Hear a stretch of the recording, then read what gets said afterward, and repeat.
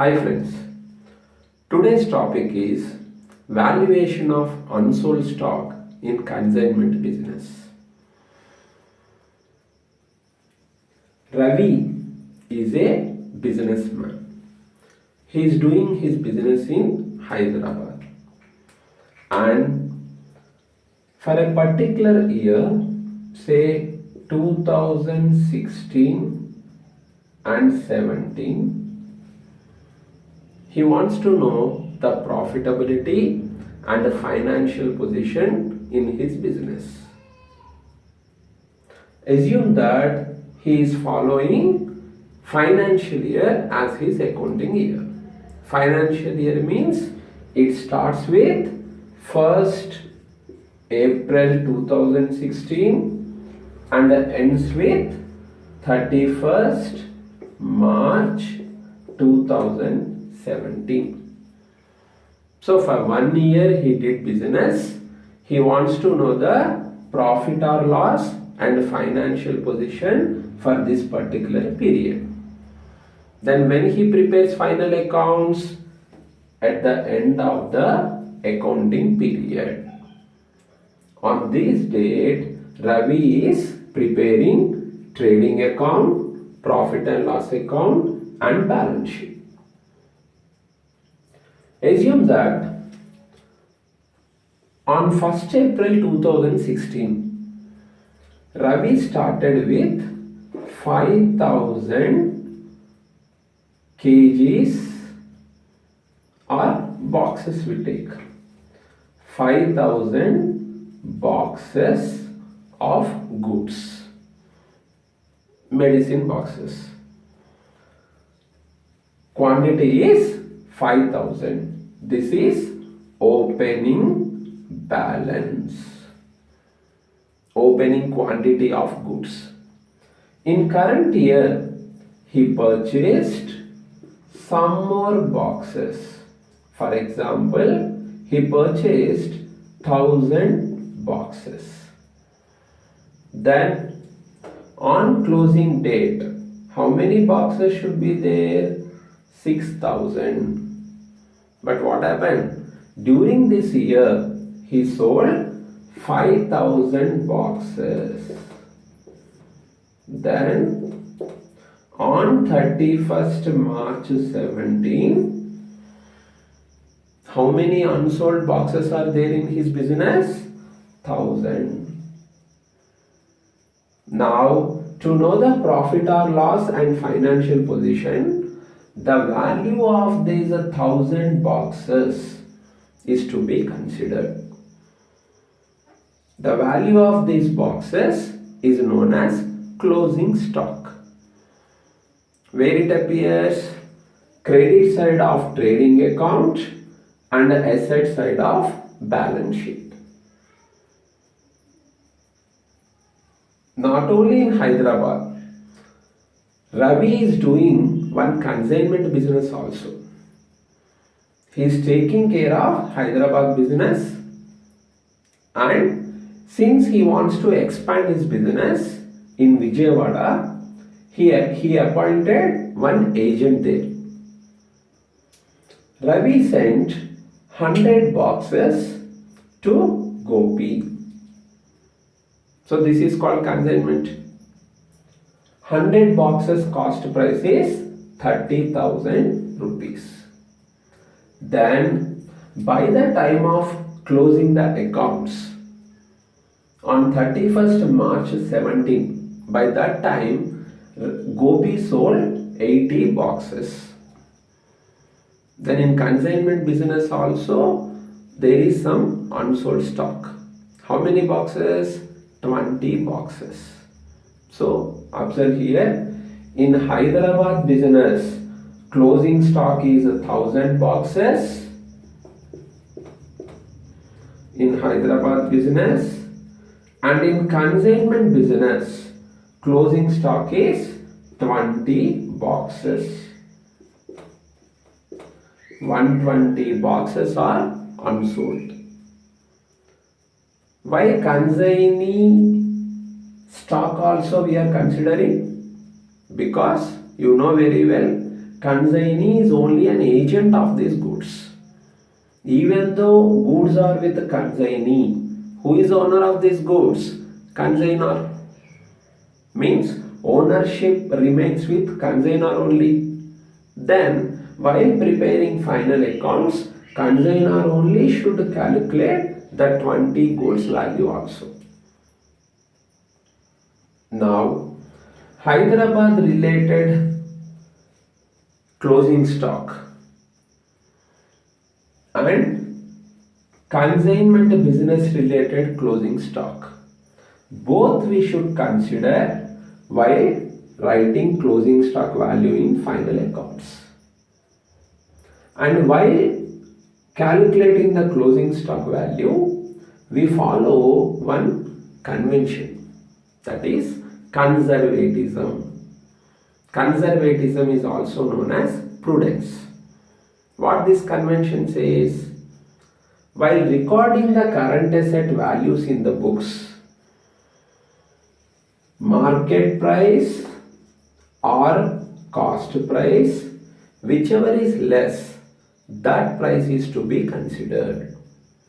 How to calculate market price? By making an inquiry in the market, we can know the market price of this closing stock. And how to calculate the cost price? For that there is a procedure. You know, here closing stock means two closing stocks are there, no? Hyderabad business related closing stock and consignment business related closing stock. We should not apply same method to calculate these two closing stocks. To know this 1000 goods value, we have a separate lesson, that is inventories. It is a lengthy topic. There we are going to learn about the calculation of this closing stock cost price. And in present video, I am going to explain how to calculate the cost price of consignment business related closing stock. Don't think that the cost price directly we write here. As I said, what we do? We calculate the cost price, then we evaluate the market price. Whichever is less, that price we are going to consider in final accounts and even in consignment accounts also.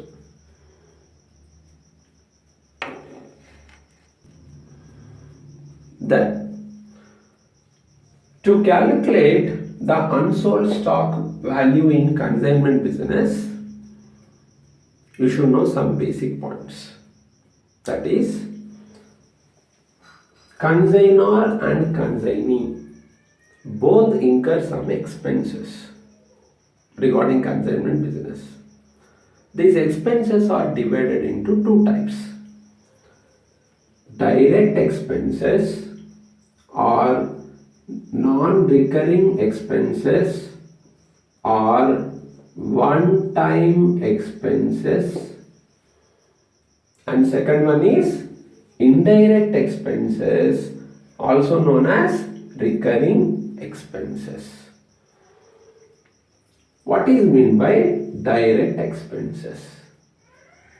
See, Ravi is living in Hyderabad.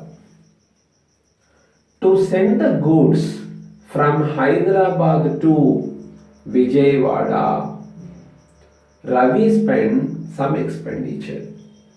That expenditure is known as direct expenditure.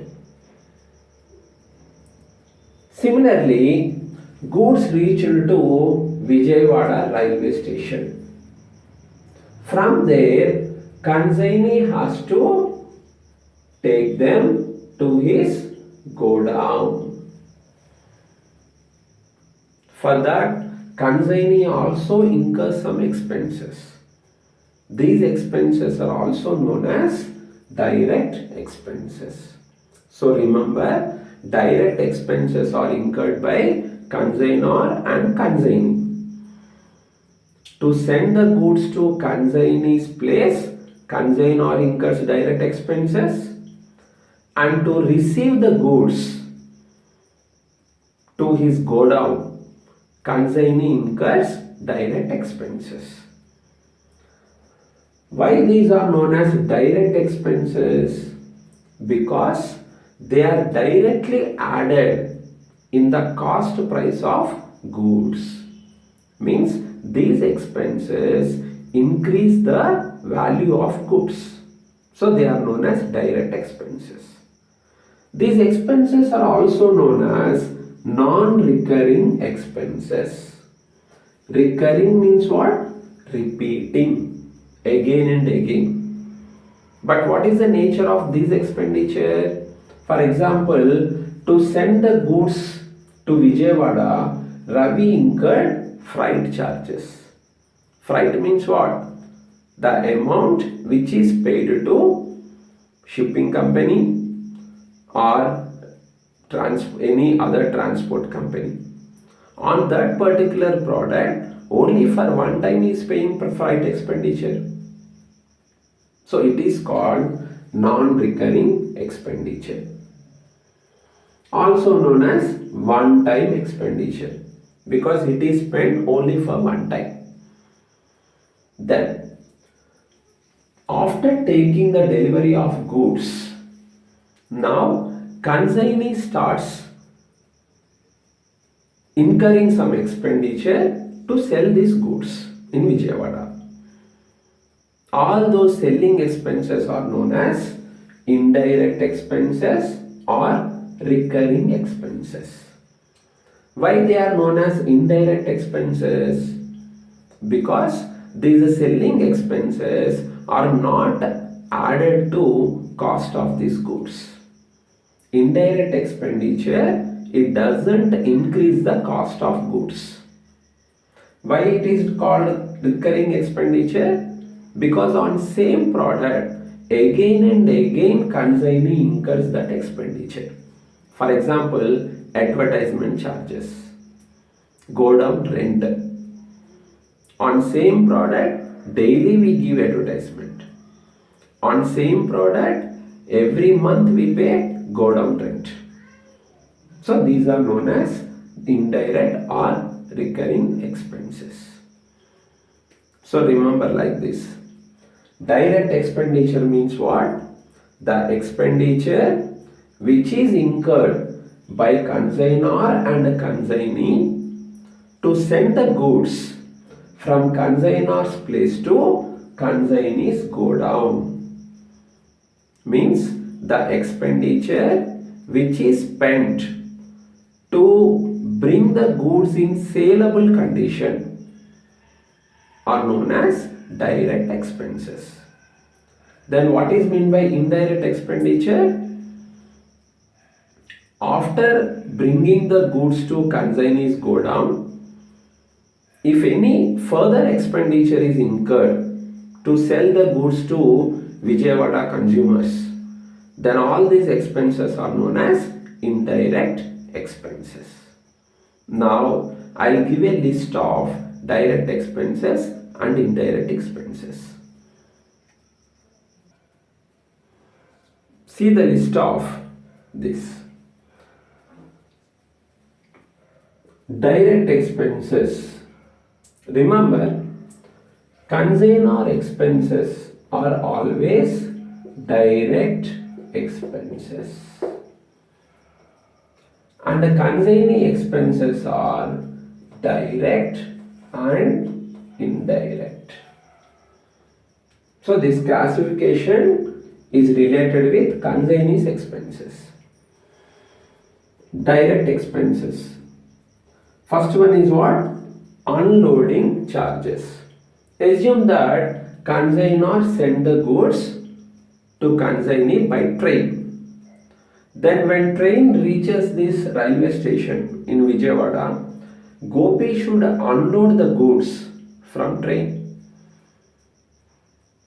These are spent only for one time and these are spent to bring the goods to consignee's godown. So they come under non-recurring expenditure.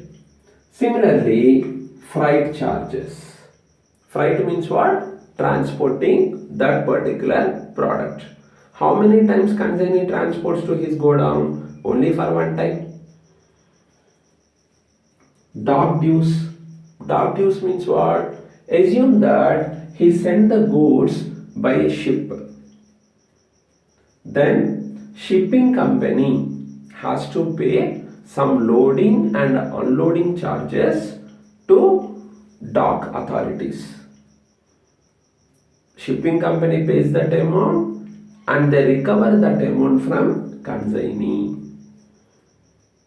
Then customs duty. Assume that consignee is in another country. Then when consignor sends goods to consignee, then consignee has to pay custom duty to custom officers in his country. Then only consignee can take the delivery of these goods. Then octroi. From one city to another city, when you are bringing the goods to municipal corporation, we have to pay some local taxes. It is called octroi. Then carriage, transportation expenditure. By spending all these expenses, consignee can bring the goods to his godown. Therefore, they come under direct expenses. Now come to indirect expenses spent by consignee. On same goods, again and again, he incurs these expenses. What are they? First one, godown rent. Now goods are in the godown. It takes some time to sell. Say consignee took 6 months time to sell these goods. So every month he has to pay godown rent. On the same product, again and again he is spending some amount.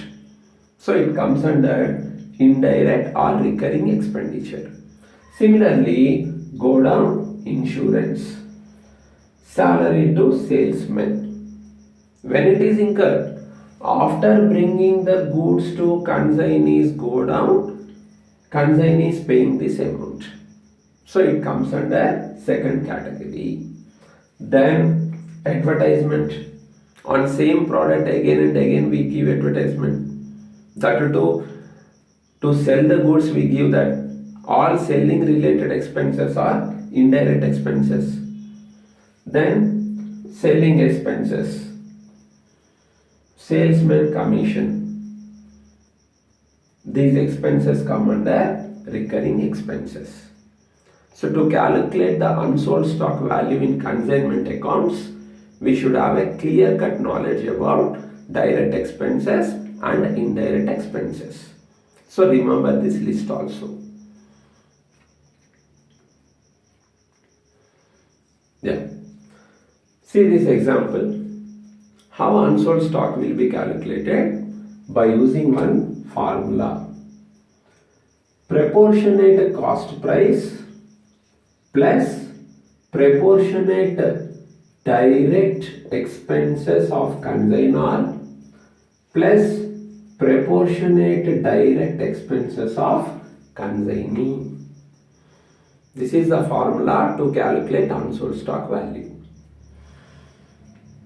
Now, proportionate cost price.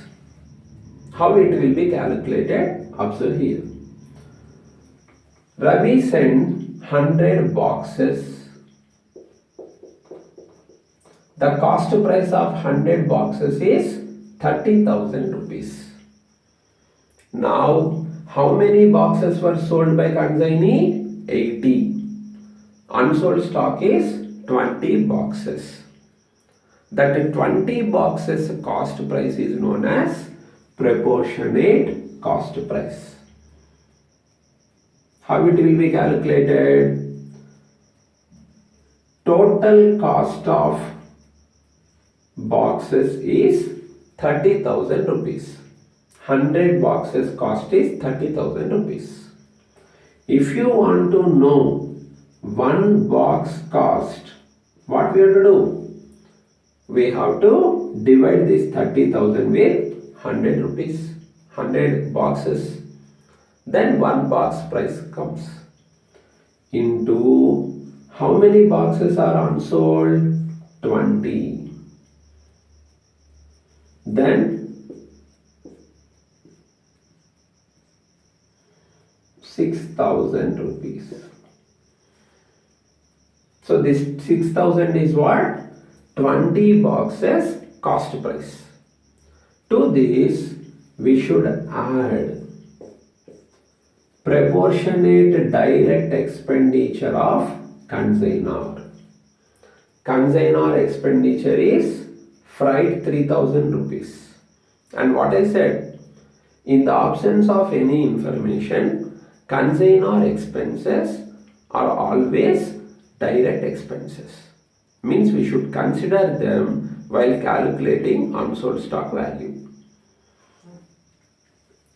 Total expenditure is 3,000. 3,000 freight charges are incurred on 100 boxes. Now we don't want 3,000 freight amount. In that freight, 20 boxes related freight expenditure only we have to consider. How that expenditure comes? This is the freight for 100 boxes. If you divide 3,000 with 100, then one box freight expenditure comes into how many boxes freight charges we want? Unsold stock boxes, that is 20 boxes price. Then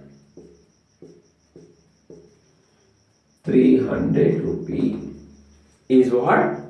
In total freight expenditure 3,000 rupees. The freight expenditure related to 20 boxes is 300. This is called proportionate consignor direct expenditure. Similarly, we should add proportionate direct expenditure of consignee. Come to consignees expenses. Consignee incurred two expenses. Go down rent, cartage. Here you should know which expenditure is direct and which one is indirect. Cartage means transportation. On that particular good, only for one time we spend that money. So cartage comes under direct expenditure. And go down rent. On same product, again and again we incur that. Therefore, it is indirect expenditure. Don't consider this while calculating unsold stock value. Only cartage expenditure we should consider.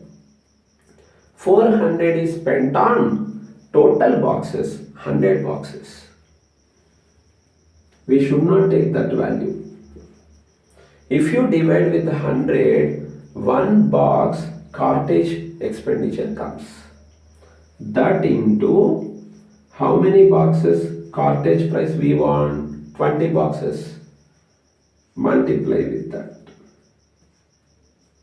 Now 80 rupees. Add this 3. 6,380 is what? Unsold stock value. Now in trading account, in balance sheet, while writing closing stock value, what we do? This is cost price of consignment unsold stock value. This value and the market price of these 20 boxes value, for example 7,000 rupees. Both we compare according to conservatism. Here cost price of unsold stock is less. Therefore, that value we are going to take.